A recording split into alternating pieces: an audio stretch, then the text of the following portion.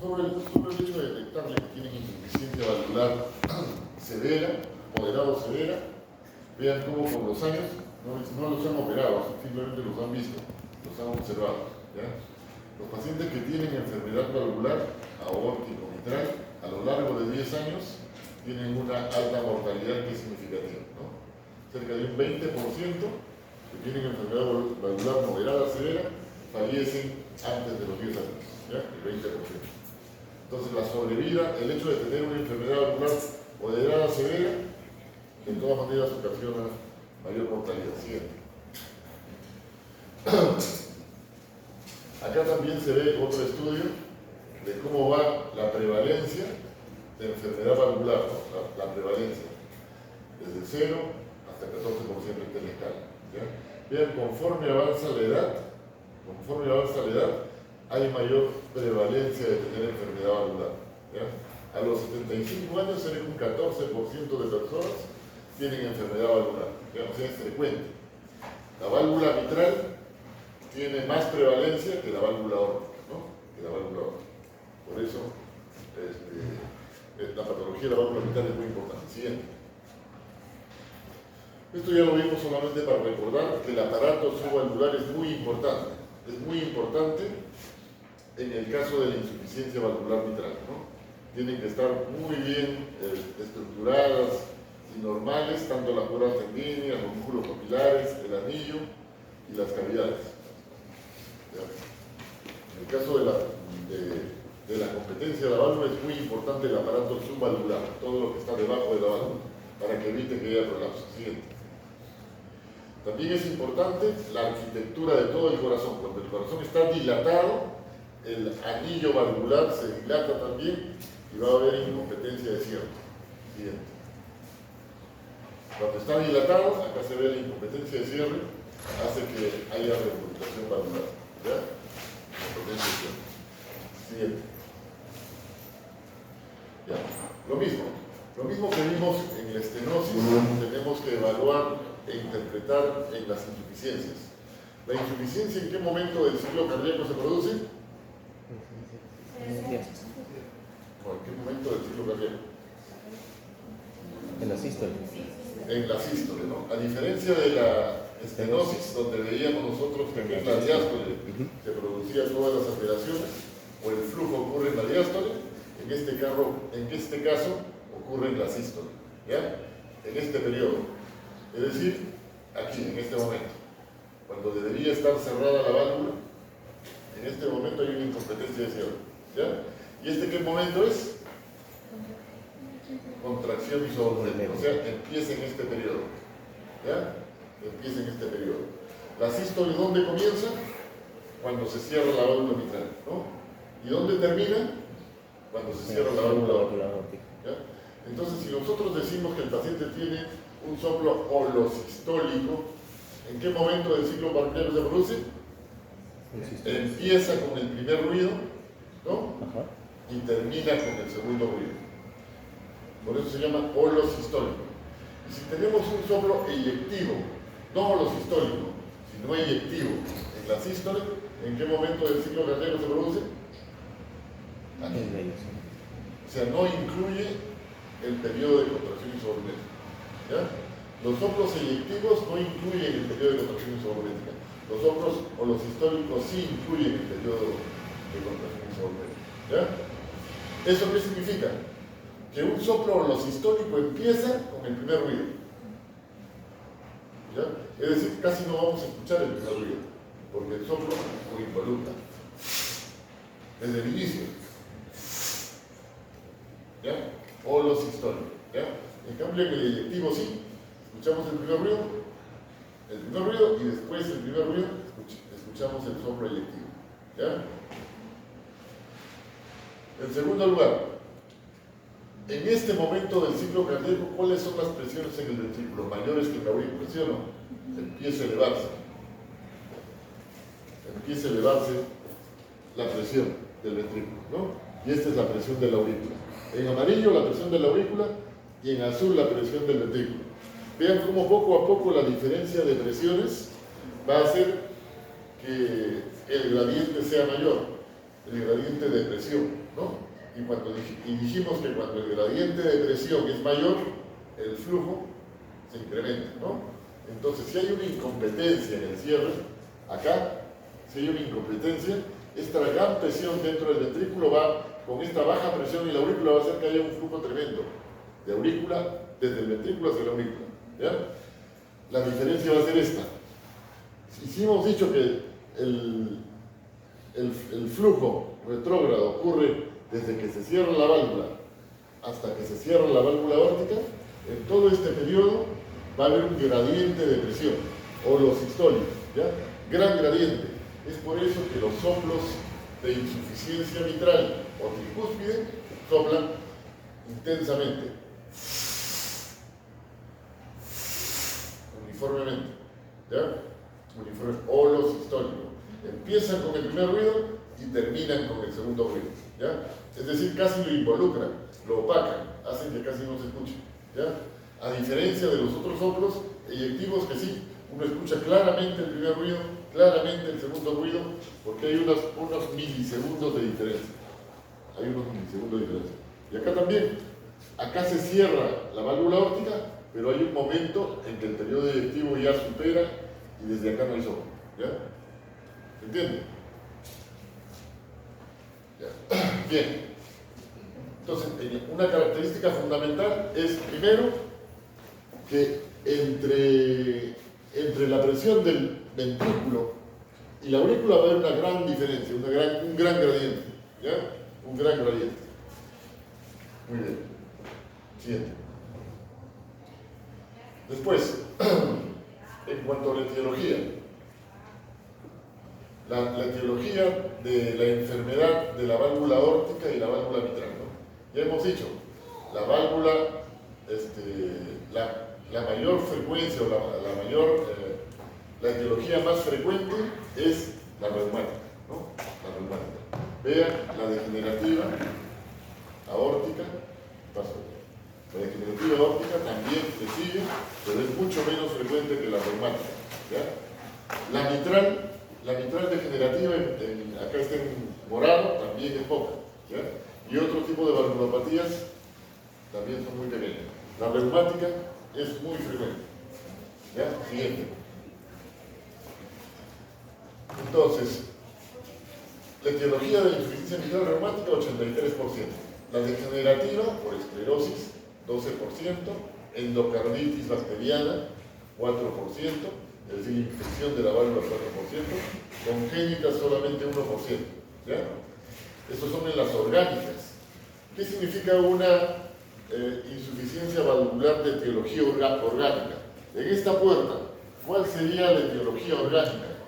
La etiología orgánica sería, si es que yo rompo el vidrio, destruyo el marco de esta hoja, ¿no? Altero la chapa, ¿no? Quito un pedazo, esa es la etiología orgánica. ¿Cuál sería la etiología funcional? Si es que la hoja está muy bien, ¿no?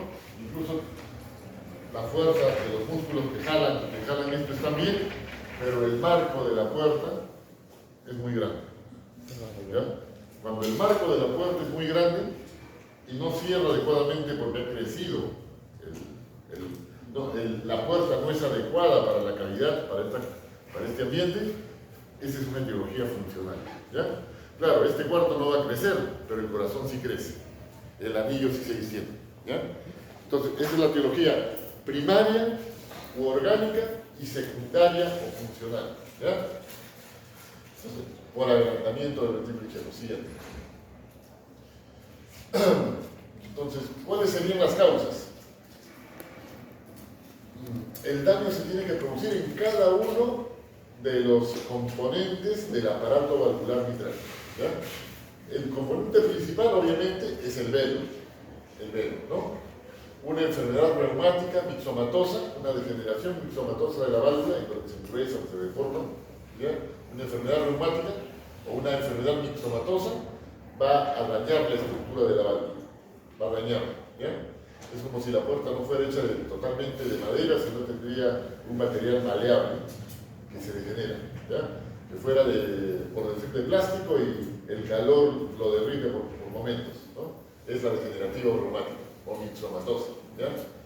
El lupus eritematoso, cuando lleven clínica van a ver que el lupus eritematoso es una enfermedad autoinmune, en la cual el cuerpo piensa que sus propias células, sus propias estructuras cardíacas son ajenas y tiene que destruir, ¿ya? Ese es el lupus. Endocarditis infecciosa, cuando un germen extraño destruye la válvula, ¿ya? Una herida penetrante, obviamente un traumatismo, ¿no? Una herida penetrante, el prolapso valvular mitral. El prolapso puede deberse a muchas causas.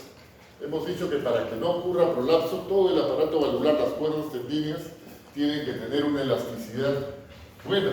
Es como si tendríamos un paracaídas que en lugar de tener sogas firmes, tendríamos esas cuerdas que se distienden, se relajan, ¿no? Que se estiran, elásticos, ¿no? Igual, en lugar de que sea, yo jale esto firmemente, jalo como elástico, y por más que jale, se estira el elástico, ¿comprenden?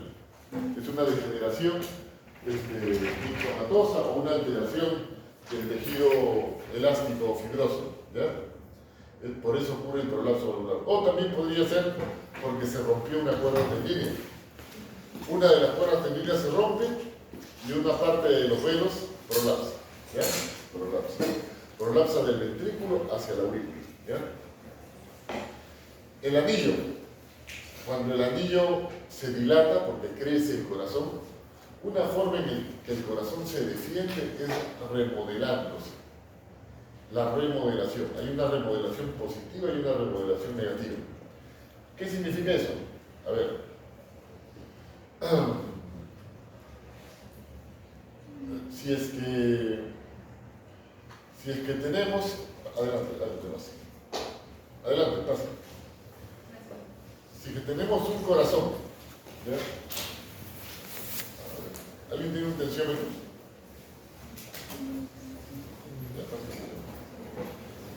Para que vean qué cosa es la remodelación, ¿ya? Para que comprendan el mecanismo de la remodelación.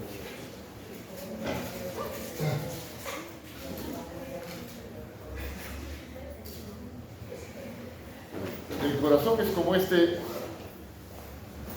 bombilla, ¿no? Estoy bombeando constantemente, ¿no? Y con cada bombeo, aquí cuánto habrá. Pongámosle que acá hay 100 mililitros. 100 mililitros. Yo bombeo, ¿no? Bombeo y bota 100 mililitros para adelante, ¿no? Pero ¿qué pasaría cuando yo cierro?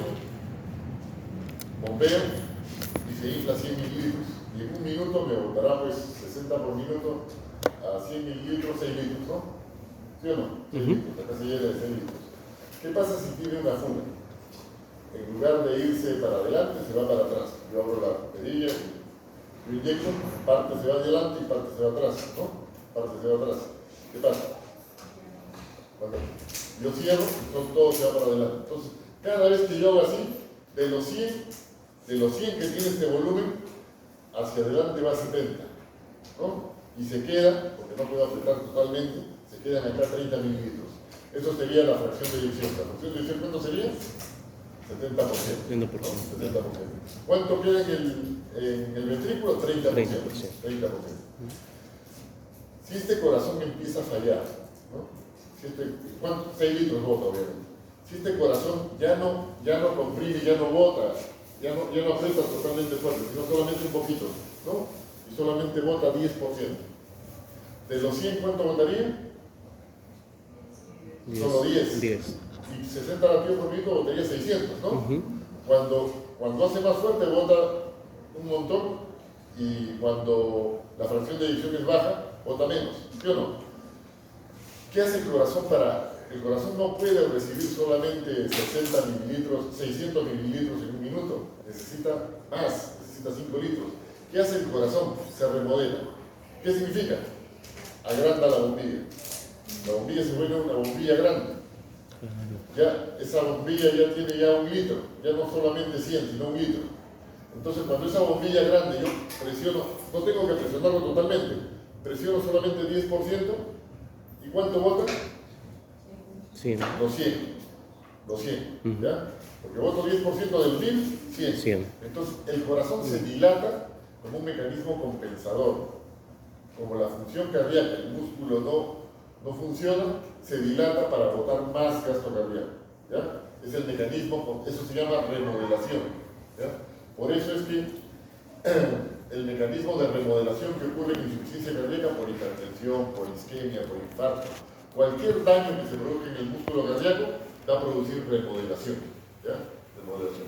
Al inicio, un hipertenso puede producir remodelación por hipertrofia, pero concéntrica, pero con el tiempo esa remodelación va a ser excéntrica, se va a dilatar. ¿Ya? Luego, las cuerdas pueden romperse espontáneamente, ¿no? De repente se rompió porque la presión subió demasiado y tenía un tejido fibroelástico muy débil, ¿no? Un traumatismo torácico, estaba manejando el tórax, el timón chocó contra el tórax, y justo en ese momento en el que la válvula estaba en sístole, estaba cerrada, la válvula mitral estaba cerrada, y ese traumatismo comprimió el ventrículo, hizo que se rompa la válvula mitral. ¿Ya? Entonces, un traumatismo también puede producir la rotura de una cuerda tendinea. Un infarto del corazón. Las cuerdas tendíneas, los músculos papilares, son tejidos que están vivos, especialmente el músculo papilar. Si ocurre un infarto, ese tejido se necrosa y puede romperse. ¿Ya? Si se rompe una cuerda tendínea, un músculo papilar, va a haber también un prolapso. ¿Ya? Ahora, el músculo papilar no solamente puede necrosarse, no solamente puede romperse, sino simplemente funcionar mal. Si me falta irrigación sanguínea, si es que no puedo mover el brazo, está adormecido y no puedo jalar la puerta, esto sería con el músculo papilar, no voy a poder jalar la puerta, va a haber incompetencia y cierre, ¿no? Eso se llama disfunción isquémica del músculo papilar. Dilatación ventricular también, una miocardiopatía hipertrófica también puede dañar el músculo cardíaco. Problemas congénitos, nacieron con un defecto en el cierre de la válvula congénitamente. A veces ustedes han visto en la pieza anatómica que los músculos papilares están dispuestos de determinada forma, pero puede que congénitamente nació sin un músculo papilar, con uno solo, o con implantación anormal, o simplemente el anillo fue deficiente, o el velo fue partido o hendido. Hay patologías que son válvula mitral hendida, ¿no? Entonces, congénitamente también puede haber, es muy poco frecuente, pero hay. Enfermedades infiltrativas. Dijimos que una enfermedad infiltrativa en el lado derecho, en la válvula tricúspide, era pues el carcinoide, ¿no? Pero también hay enfermedades Fabry, otras enfermedades infiltrativas que pueden afectar al lado izquierdo. ¿Ya? Mixoma de aurícula izquierda. El mixoma es un tumor benigno del corazón. ¿Ya? Es un mixoma del tejido mixomatoso anormal que empieza a crecer con una masa dentro del corazón. Y esa masa del corazón puede obstruir toda la cavidad auricular y en determinado momento del ciclo cardíaco puede tratar de entrar al ventrículo. Si tenemos acá una masa, puede ser una pelota chica que sale fácilmente, pero si la pelota o la masa o el tumor crece tanto que no pueda salir por esa puerta, ocurre una obstrucción. ¿Ya? Ocurre una obstrucción. Y esa obstrucción podría impedir que se cierre la puerta y cause insuficiencia renal.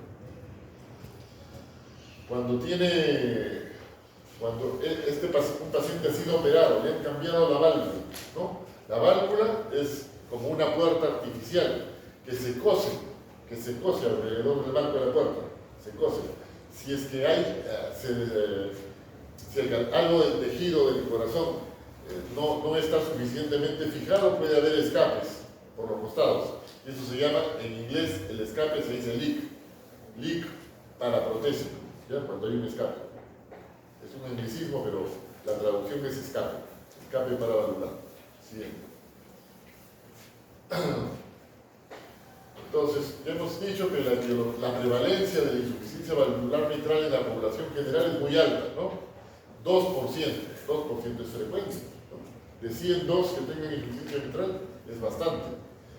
Y el 10% de los mayores de 75 años tienen insuficiencia mitral. Si tienen 10 personas ancianas haciendo cola para sacar una cita, de esos 10, por lo menos uno tiene insuficiencia mitral.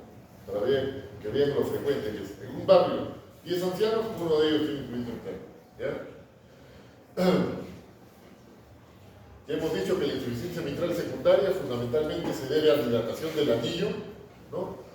O por distorsión geométrica del aparato subvalvular, por remodelado ventricular.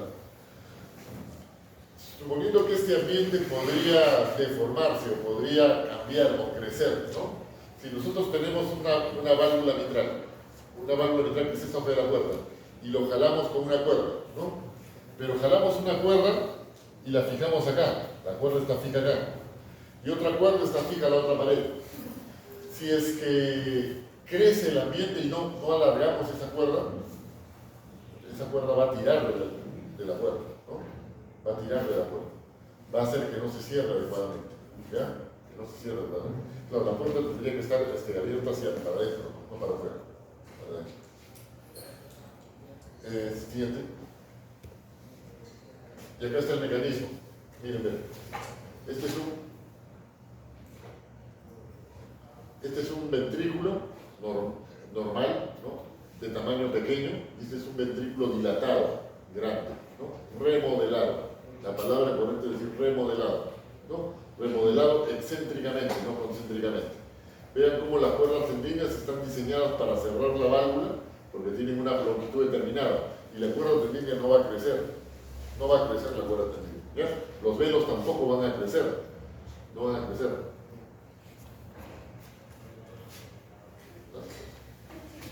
Y vean cuando crece el corazón,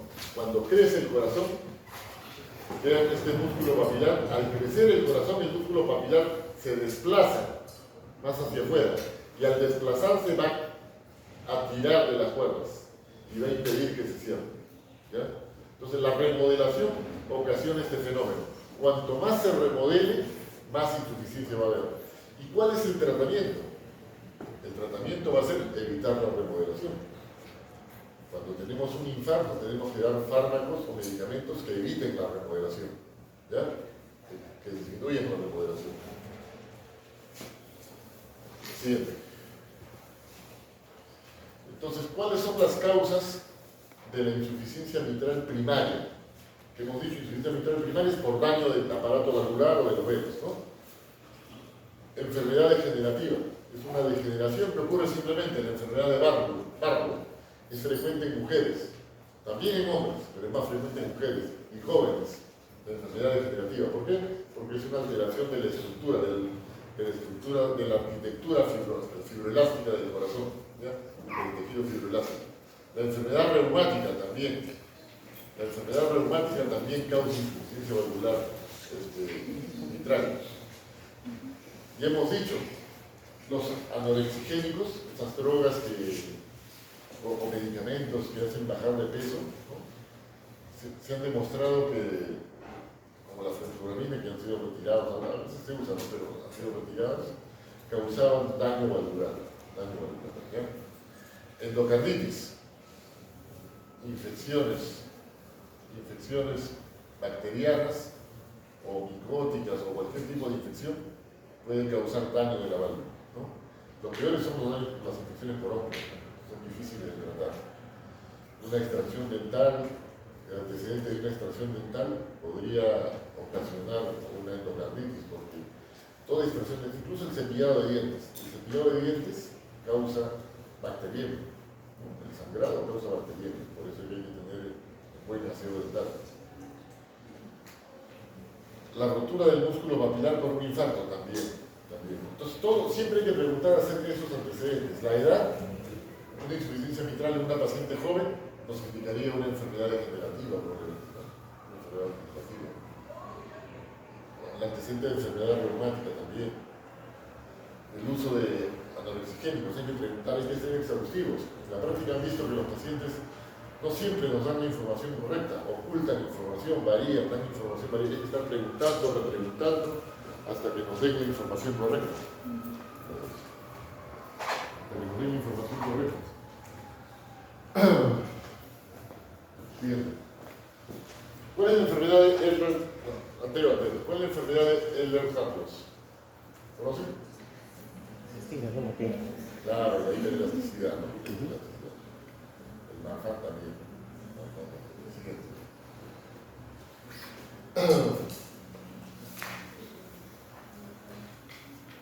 Degeneración linfomatosa, degeneración fibroelástica, ¿no? Son los dos tipos de degeneraciones que ocurren en la válvula mitral, ¿ya? Cuando es primaria. Siguiente. En secundaria, ya dijimos, cuando hay dilatación del anillo mitral, ¿no? ¿Cuándo ocurre? Puede ocurrir pues, porque es un paciente hipertenso, no tratado, de larga data. El corazón primero se hipertrofió, luego se dilató, ¿no? O puede ser un paciente que ha tenido un infarto al corazón. Entonces, cuando tiene un infarto al corazón, parte del músculo cardíaco se daña, se lesiona. Entonces hay un remodelado compensatorio, ¿ya? Porque la fracción de eyección de un infartado ya no es 70%, bajará por, pongámosle 50-40% después del infarto. Entonces, para suplir esa deficiencia, el corazón se remodela creciendo, ¿ya?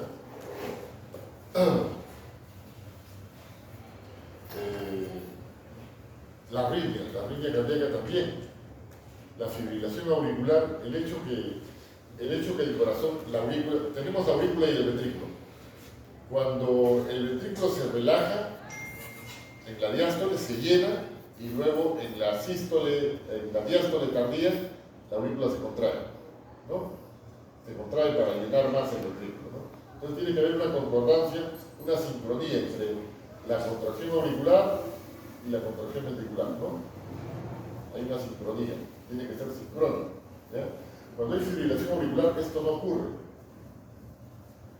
¿no? Esto no ocurre. Ese llenado adicional no se produce. Y eso es más, ese llenado varía entre el 20 al 30%. Y en personas ancianas necesitan ese llenado más, porque con los años el tejido muscular cardíaco se relaja menos, tiene más tejido fibroso, ¿ya? Se relaja menos. Entonces ocurre un problema en la diástole. El ventrículo ya no se distiende. Ya en la diástole temprana ya no genera presiones negativas en el ventrículo. Ya no succiona la sangre, ¿no? Porque es menos elástico. Entonces, en la segunda fase, en la última fase de la diástole, la aurícula tiene que contraerse más fuerte para llenar al ventrículo, ¿ya? Entonces, eso ocasiona que la aurícula a la larga pueda fibrilar, tenga fibrilación, tenga arritmias y hace que el corazón, la aurícula crezca. Y al crecer la aurícula también crece el anillo, ¿ya? Etiología primaria del anillo, degeneración fibroelástica también, o también puede haber cardioesclerosis, ¿no? Degeneración por calcificación del anillo mitral. Igual como había en la estenosis, también hay una degeneración, calcificación de todo el anillo, ¿no? Y también puede haber del aparato subvalvular. Siguiente. El aparato subvalvular, los músculos papilares y las cuerdas tendinias también pueden alterarse. Dijimos que las cuerdas tendinias no pueden crecer, ¿no? No pueden crecer, pero sí podrían acortarse. ¿Cómo se acortan? La fiebre reumática. La fiebre reumática causa inflamación, causa degeneración. Es más, pueden hasta romperse, pueden acortarse, engrosarse, ¿ya? Y una degeneración fibroelástica hace que se elonguen, ya no sean tan rígidas. Secundaria, también igual una isquemia, ¿no? Puede ser una isquemia aguda porque se rompió una válvula, o puede ser algo crónico, ¿no? Porque la válvula se va, o la cuerda tendida se va retrayendo progresivamente. Siguiente. ¿Y qué ocasiona esto? Cuando hay insuficiencia valvular mitral, va a ocurrir también una remodelación del corazón. También causa una remodelación del corazón. Ven acá un corazón grande, dilatado. Ven acá. Ven esta sombra negra, que es la tráquea, ahí hay aire. Aquí en el pulmón hay aire. Acá también en la tráquea hay aire, ¿no? Se divide en un bronquio derecho y un bronquio izquierdo, ¿ven? Una sombra negrita acá. Bronquio izquierdo y bronquio derecho, ¿no? Normalmente el pulmón derecho El pulmón derecho tiene un bronquio que va al lóbulo superior, otro al lóbulo medio y el lóbulo inferior. En cambio, el izquierdo tiene solo dos, ¿no? Por lo tanto, al dividirse en tres, el bronquio derecho es más horizontal y el bronquio izquierdo es más vertical. Cuando hay cardiomegalia, cuando crece la aurícula y las aurículas del lado izquierdo, se invierte esto. El bronquio izquierdo, que es más vertical, se pone más horizontal. ¿Ya? ¿Por qué? Porque el bronquio izquierdo está apoyado en la orejuela. Está apoyado en la orejuela. Si la orejuela crece, horizontaliza. Si el corazón crece, horizontaliza el bronquio izquierdo. ¿Ya? Por eso que cuando hay cardiomegalia van a ver que el bronquio izquierdo es más horizontal que el derecho. ¿Ya? Se invierte. ¿Ya? Entonces, por acá debajo del bronquio, ¿qué estará? La orejuela y el corazón, ¿no? La orejuela, la aurícula y acá el ventrículo. Y por encima del bronquio, ¿qué estará? La arteria pulmonar. La arteria pulmonar. Entonces, esta convexidad es la arteria pulmonar y encima de la arteria pulmonar, la aorta. Botón aórtico, cono de la pulmonar, bronquio, orejuela, ventrículo izquierdo. ¿Ya? Ventrículo izquierdo. Está dilatado y grande. Si vemos acá, la línea media clavicular debe estar por acá, el choque de punta debe estar bien desplazado, ¿no? Debe estar bien desplazado. Y bien hacia abajo. No solamente hacia la izquierda, sino hacia abajo, miren. Hacia abajo. ¿Ven? Un corazón grande, incluso la aurícula derecha ya también está grande. ¿Ya? ¿Hay derrame pleural? No hay derrame pleural. No hay derrame pleural. Si lo ocultamos al paciente que vamos a encontrar en este paciente, ¿habrá crépitos? ¿Habrá crepitantes? Sí, puede haber, ¿no? Porque si la aurícula izquierda está grande, ¿por qué está grande? La izquierda está grande porque ha aumentado la presión, ¿no? La presión en la aurícula izquierda está incrementada. Y si la presión en la aurícula izquierda está incrementada, ¿cómo debe estar la presión en la vena pulmonar? También, ¿no? Porque si no el flujo sería retrógrado. Para que sea anterógrado, la presión en la vena pulmonar tiene que estar incrementada. Y si la presión en la vena pulmonar está incrementada, ¿cómo debe estar la presión capilar? También incrementada. ¿Y cómo debería haber? Congestión, ¿no? Y ahí veríamos líneas D de Kerlin, no veo acá nada, no se ve, tampoco es una buena imagen para ver líneas D, redistribución de flujo. Veríamos pues acá, vemos redistribución de flujo, ¿no? ¿Ven? Esto de acá, ¿no? Hacia arriba, cefalización se llama.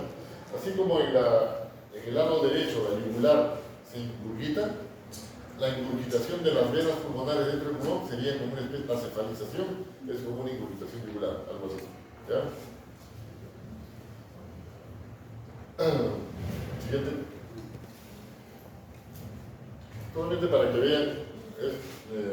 vean cómo es un ecocardiograma de un paciente que tiene, este es un corazón, ¿no? Al revés esta es la aurícula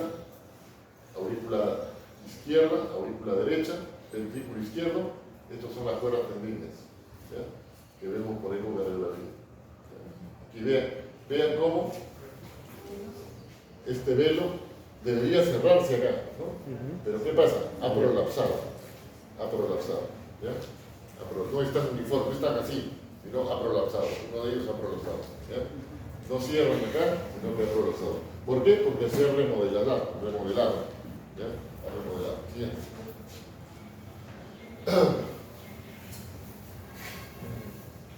Bueno, este gráfico es solamente para que lo vean, no es necesario que lo estudien, pero nosotros de esta forma, así como dijimos que para decir que hay una estenosis mitral severa, el gradiente tiene que ser de 10 milímetros de mercurio, y el área que decide positiva decía un área menos de 1, ¿no?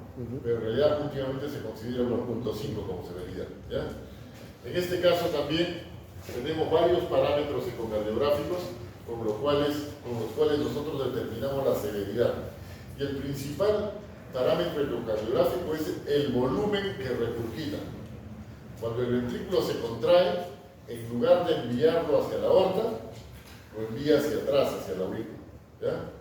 Si tiene 100 de volumen y debería impulsar 70, podría regresionar de esos 70 que debería ir hacia adelante, probablemente regrese 30 y solamente 40 vaya hacia adelante, ¿no? Ese 40 es el volumen de regurgitación, ¿ya? Entonces nosotros evaluamos La severidad de acuerdo al volumen de regurgitación. 30 mililitros de volumen regurgitante es menos de 30, es leve. Moderado es entre 30 y 59 y severo es más de 60 de volumen regurgitante. ¿Ya? El área también, el área, ¿no? En milímetros cuadrados, es decir, cuánto se queda abierta la puerta, ¿no? El área que se queda abierta, el orificio regurgitante también, pero fundamentalmente el volumen regurgitante, ¿ya? El volumen que se siente. Con ecocardiografía nosotros vemos esto, pero eso no pasa así. De acá vemos, cuanto más regurgitación tiene, cuanto más severa es la regurgitación, cuando hacemos el diagnóstico, cuanto más severa es la regurgitación, el paciente a lo largo de 2 años muere, ¿no? En 5 años, vean 5 años, ¿no? Acá tenemos sobrevida 100% de una persona que tiene una regurgitación muy leve, solo ven un orificio regurgitante bien pequeño, ¿no? Leve, moderado y severo. Cuanto más severo es el volumen de regurgitación, el área de regurgitación, el orificio regurgitante, mayor mortalidad tiene, ¿ya? A los 5 años. Así es. Y acá también lo mismo, la sobrevida también es menor cuanto más severa es la regurgitación. Siguiente. Es video, a ver, ¿se ve? ¿Videos?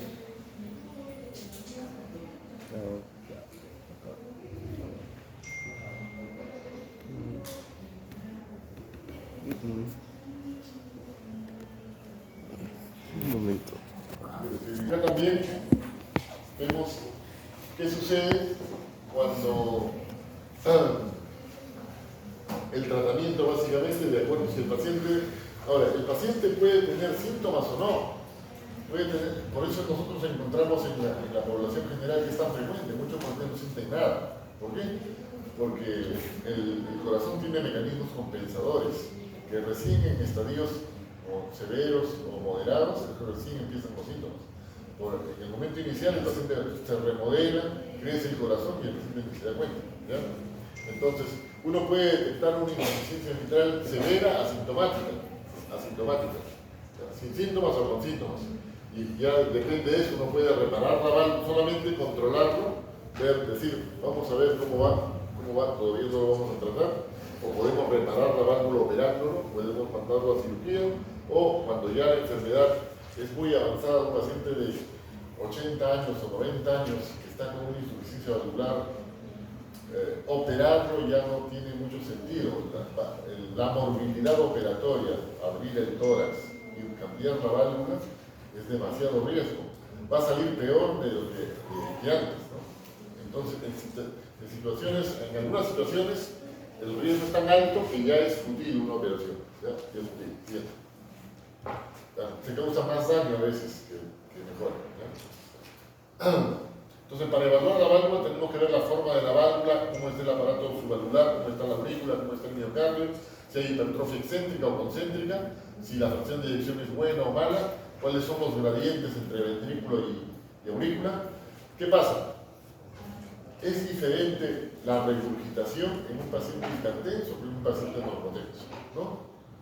Si dentro del ventrículo el paciente está con hipertensión 180 de presión sistólica, ¿no? Y tiene una insuficiencia leve, tenía una insuficiencia leve cuando estaba con 120 de presión dentro del ventrículo. Si hace una crisis hipertensiva, esa presión dentro del ventrículo va a botar más sangre no solamente a la aorta, sino también a la aurícula. Entonces, en esa situación de hipertensión va a haber mayor regurgitación, pero solamente es temporal por la hipertensión. Entonces hay que evaluar también los gradientes, ¿ya? ¿Cuál es el gradiente? ¿Cuánto está la presión en el ventrículo y cuánto está afuera? ¿Ya? El área de la válvula, el área regurgitante también, y el compromiso que tiene retrógradamente, cómo está la presión pulmonar.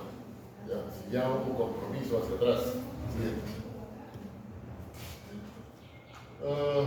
Bueno, esto es el daño puede producirse en diferentes zonas. Una zona fácil de reparar es acá en P1 o P2, ¿no? Cuando hay una falla, hay un prolapso en P2 y A2, es muy fácil de reparar, simplemente en la cirugía cortan este pedazo y lo unen, ¿no? Como un sastre, igual. ¿ya? Cuando es en P3 y P1 es mucho más difícil, ¿ya? Probablemente haya que cambiar toda la válvula. Cuando se rompe una cuerda tendida, a veces pueden poner una cuerda tendida artificial también, ¿ya? Siguiente. La hipertensión pulmonar, hemos dicho que se produce en forma retrógrada en estadios avanzados, ¿no? Cuando hay insuficiencia valvular mitral, parte del flujo va hacia la aorta y parte del flujo regresa hacia la aurícula, ¿no? Entonces, ¿eso qué va a hacer? Que el corazón se extienda. En la estenosis mitral, ¿qué vimos? Vimos que el ventrículo estaba normal, porque no se llenaba, ¿no? Lo que crecía era la aurícula. En la insuficiencia mitral, ¿qué sucede? Ambos crecen. Ambos crecen. ¿Por qué? Porque el ventrículo izquierdo se llena. En la sístole expulsa parte de la sangre hacia la aorta y parte de la sangre regresa. Entonces, en el siguiente ciclo cardíaco, el ventrículo va a recibir el doble. Va a recibir la sangre que viene normalmente en forma anterógrada y va a recibir la sangre que regresó. Lo tiene que recibir nuevamente el ventrículo. Entonces el ventrículo se empieza a dilatar. La insuficiencia mitral va a causar dilatación del ventrículo izquierdo. Es por eso que en la radiografía de tórax que vimos que el ventrículo izquierdo estaba bien crecido, más que la aurícula, ¿no? En cambio, por una placa de tórax, con una simple placa de tórax uno puede decir, la insuficiencia es severa porque el ventrículo izquierdo se dilata, ¿no? O no tiene insuficiencia porque el ventrículo izquierdo es pequeño, solamente está crecida la aurícula, ¿ya? Este crecimiento en la aurícula izquierda obviamente va a incrementar la presión en la vena pulmonar, va a incrementar la presión en los capilares pulmonares, va a haber congestión pulmonar, va a hacer que se incremente la presión en la arteria pulmonar y va a haber falla derecha, ¿ya? Y dijimos que cuando esto se prolongue en el tiempo, la arteria pulmonar no está acostumbrada a manejar presiones altas. Desde que nació el feto, está acostumbrada a manejar presiones bajas. Si uno lo mantiene con presiones altas durante mucho tiempo, a la larga van a haber daños estructurales en la arteria pulmonar. Si nosotros podríamos sacar un pedazo de arteria radial y un pedazo de arteria pulmonar y haríamos un corte histológico, veríamos que la capa media de la arteria radial sistémica es más gruesa, porque tiene que soportar presiones más altas. En cambio, la capa muscular, la capa media de una arteria pulmonar es más delgada. Tiene capa muscular, no es como una vena que colapsa fácilmente, pero es más delgada, ¿ya? ¿Qué pasa con el tiempo?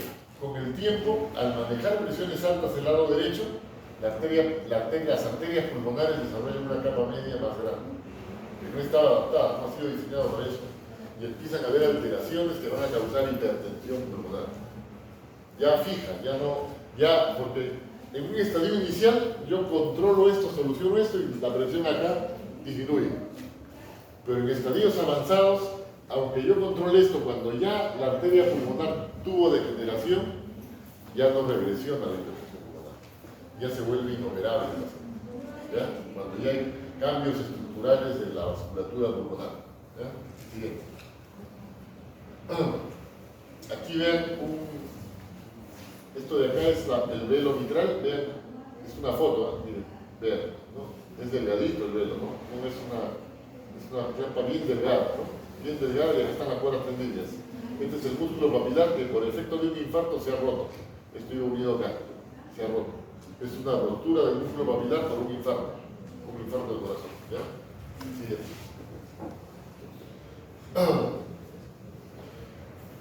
Para repetir lo que hemos estado hablando, la insuficiencia mitral hace que la aurícula izquierda reciba más sangre en forma retrógrada, ¿ya? Porque existe un reflujo anormal del ventrículo izquierdo hacia la aurícula. Y la diástole ventricular hace que el ventrículo reciba más sangre por el flujo aumentado, ¿ya? En la diástole el ventrículo va a recibir doble flujo. El que venía anterogradamente normalmente más el que regresó anteriormente, ¿ya? Siguiente. Esa es la fisiopatología de la regurgitación mitral. Si hacemos un ecocardiograma vamos a ver eso. Parte del flujo va al ventrículo y parte regresa hacia la aurícula izquierda, ¿no? Haciendo crecer la aurícula izquierda y también haciendo crecer el ventrículo izquierdo, porque este ventrículo tiene que recibir mucho más sangre. ¿Ya? Siguiente. Aquí vemos. ¿Qué les sorprende de este corazón? El cono de la pulmonar, ¿no? ¿Ven? ¿Qué indica esto? Que hay hipertensión pulmonar. Esto habitualmente es recto o cóncavo, el cono de la pulmonar. Hay hipertensión pulmonar. ¿El ventrículo izquierdo está grande? Sí, está un poquito grande, no mucho, pero está grande. ¿Ya? Siguiente. ¿Ya? Entonces, la hipertensión arterial produce una remodelación o una hipertrofia concéntrica. En este caso, va a producir una hipertrofia excéntrica. ¿Ya? Siguiente. Ahora, es diferente. Es diferente que ustedes tengan una insuficiencia mitral crónica, es decir, empezaron con leve, pasaron 5 años moderada, 5 años más severa, y el corazón ha tenido tiempo de remodelarse, de crecer, de adaptarse a esos cambios de presiones, a que se produzca de un momento a otro. Se infartaron hoy día y mañana tienen insuficiencia mitral. ¿Ya? El corazón no ha tenido tiempo de remodelarse. Cuando es crónica, el corazón tiene tiempo de remodelarse. ¿Ya? En la insuficiencia mitral crónica, la sobrecarga de volumen en el ventrículo y en la aurícula es crónica y hay dilatación. En cambio, en la insuficiencia mitral aguda, no hay tiempo para remodelarse. Entonces, ¿qué pasa? Si el ventrículo no puede crecer, ¿qué va a pasar? Se va a incrementar la presión. Y al incrementarse la presión va a haber más edema agudo. ¿Ya? Siguiente. Entonces, un paciente con insuficiencia mitral crónica podría estar jugando fútbol, partidos, y de un momento a otro, cuando la remodelación ya no puede compensar todo, recién debutar con insuficiencia mitral, con síntomas clínicos. ¿Ya? En cambio, un paciente con infarto, inmediatamente después del infarto, cuando se daña, bien debuta de frente con edema agudo, con desaturación, crepitantes, congestión pulmonar, derrame cerebral, ¿ya? Congestión derecha. Obviamente esto va a ser, si el corazón recibe más flujo sanguíneo, tiene que recibir más volumen, va a haber taquicardia, porque un mecanismo compensador no solamente es la remodelación, sino la taquicardia también es un mecanismo compensador. Va a haber palpitaciones, disnea de esfuerzo, ¿no? En casos agudos, disnea súbita, disnea paroxística nocturna y ortornea, ¿no? Entonces, de acuerdo a cómo se manifiesta o cómo empieza el cuadro clínico, uno puede saber si es agudo o crónico. Siguiente.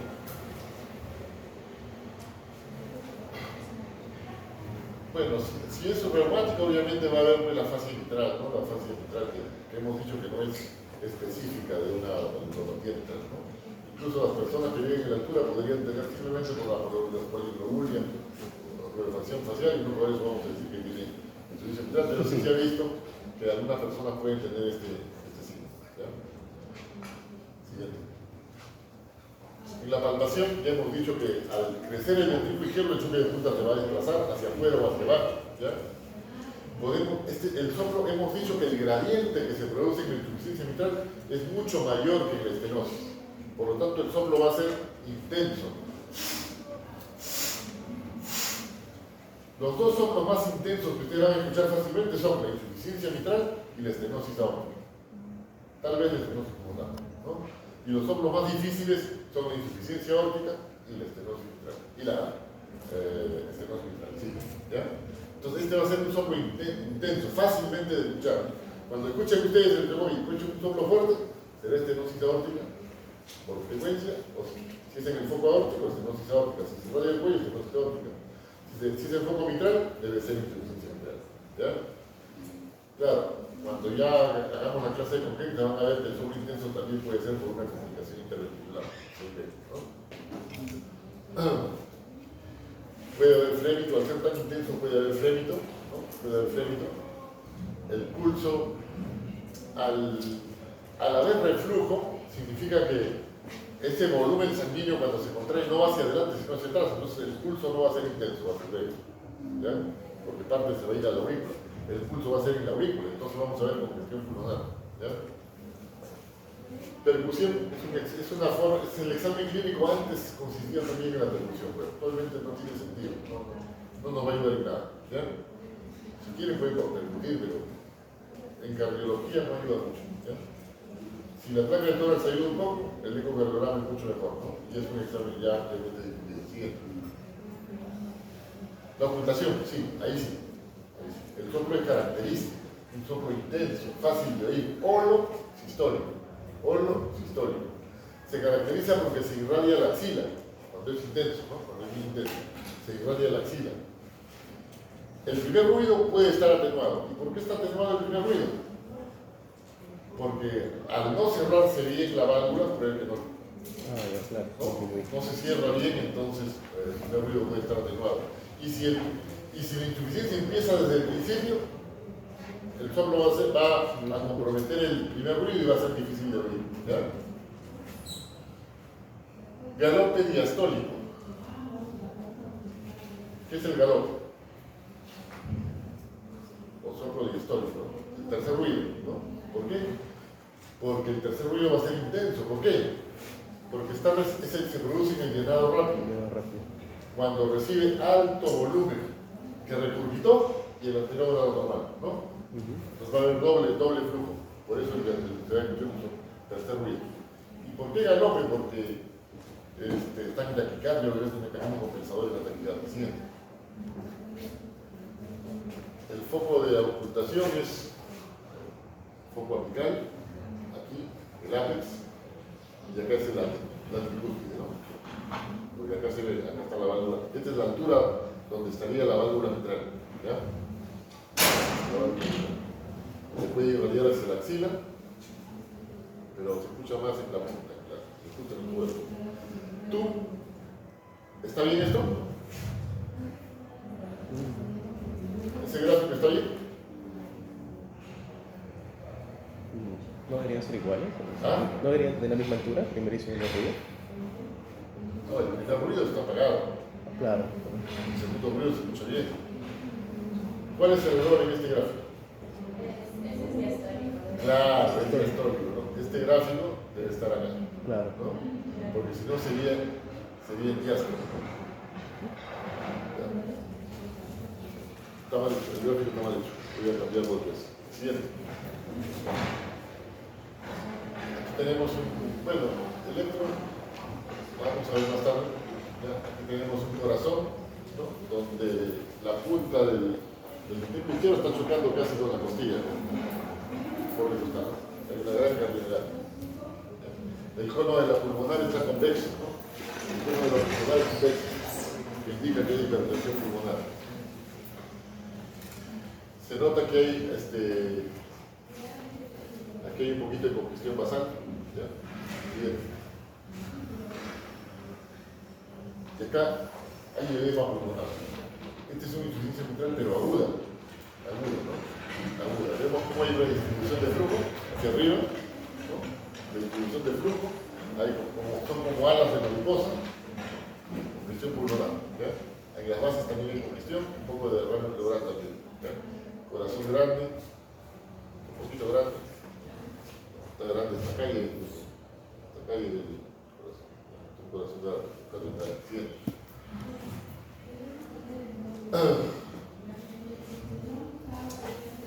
Es tan aguda que obviamente no hay remodelación, no hay deportación. Se caracteriza porque hay dilatación auricular y ventricular, pero en el tiempo, no es algo consciente. Complicaciones. ¿Qué complicaciones puede tener un paciente con insuficiencia mitral? Fibrilación auricular, arritmias, ¿no? Embolia periférica, pueden formarse coágulos.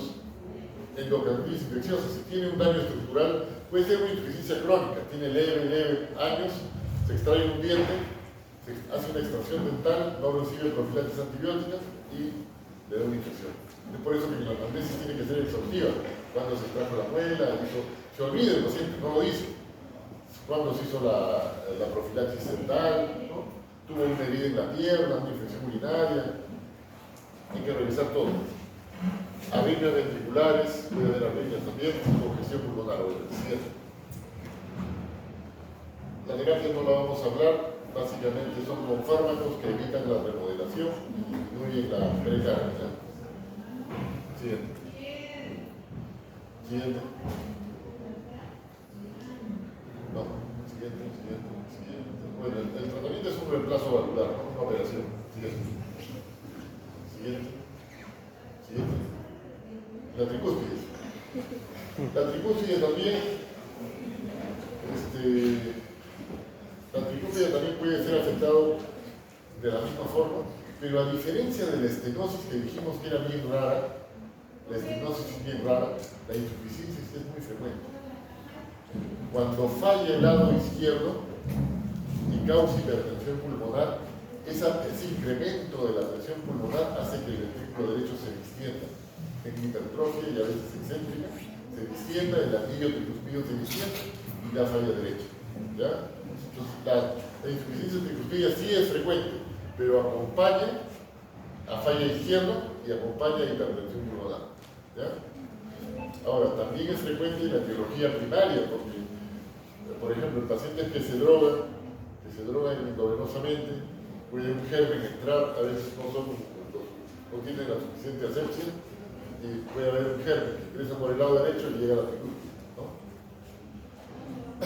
También es lo mismo, el mecanismo es el mismo. Siguiente. ¿Cuál es el cuadro clínico de una insuficiencia tricúspide? Este sí es característico, ¿eh? Incluso tiene más semiología que la falla izquierda, porque es visible, ¿no? La tricúspide está cerca al hígado, está cerca al yugular, está cerca de los miembros inferiores. Hay edemas, hay incurvitación yugular, hay pulso hepático, y en el pulso hepático es bien característico. En un paciente que tiene incurvitación yugular, edemas, y piensan que tiene insuficiencia cardíaca derecha, ustedes le palpan el hígado. Palpan el hígado y el hígado va a latir así. Va a latir así, ¿no? Es un síndrome tricúspide, bien característico. La yugular también. No tienen que ponerlo a 45 grados. Puede estar así, y ahí está con su yugular así.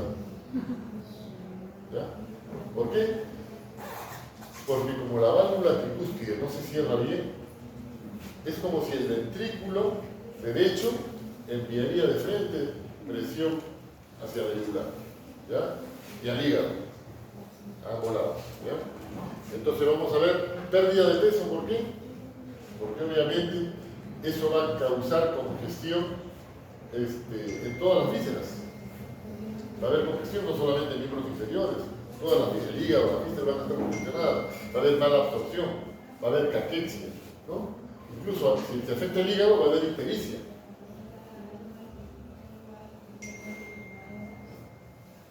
Va a haber ictericia, ¿ya? Fibrilación auricular obviamente, ¿no? Distensión venosa yugular, sí. Un soplo sistólico, también sistólico, porque se pone el sístole, ¿no? O lo sistólico. Se va a escuchar ¿dónde? En el foco tricúspide, ¿ya?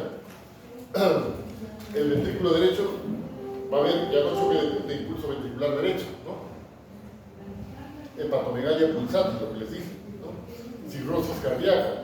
Claro, inicialmente el hígado se va a distender, la cápsula de Gleason se va a distender, el hígado va a ser blando, ¿no? Blando, grande, como hepatomegalia. Pero a la larga esa congestión, cuando se vuelve crónica, va a causar cirrosis hepática, ¿no? O sea, se va a endurecer el hígado. Ya no va a estar grande, sino se va a reducir, ¿ya? Una cirrosis cardíaca.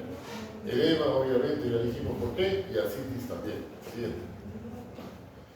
Causas. ¿Por qué hay insuficiencia tricúspide? Hemos dicho que la causa más frecuente es que sea secundaria, o sea, que sea debido a una falla izquierda, ¿no? Es la causa más frecuente, pero también hay causas primarias, ¿no? Reumáticas, no reumáticas, infecciosas, la enfermedad de Epstein es una anomalía congénita, ¿no? Anomalía de Epstein, una enfermedad congénita que afecta la válvula tricúspide, ¿ya? El prolapso de la válvula, el síndrome carcinoide también, no solamente de estenosis, también puede dar insuficiencia. Los traumatismos, artritis reumatoide, lesiones por radiación también, ¿ya? Siguiente. El síndrome carcinoide ya lo hemos revisado ayer, no lo vamos a volver a revisar. Siguiente. Miren, un corazón grandazo.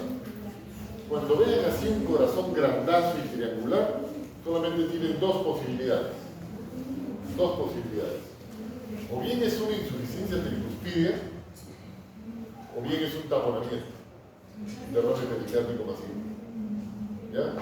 Si no está así, triangular, ¿ven? Casi no tiene bordes. Grandazo. ¿No? Un corazón así grande. Grandazo, tiene esas dos posibilidades. Si es derrame pericárdico o es una insuficiencia tricuspidia. ¿Ya? ¿Por qué? Porque no solamente está la falla de izquierda, sino de derecha también. Ambos. ¿Ya? Ambos. Siguiente. Siguiente.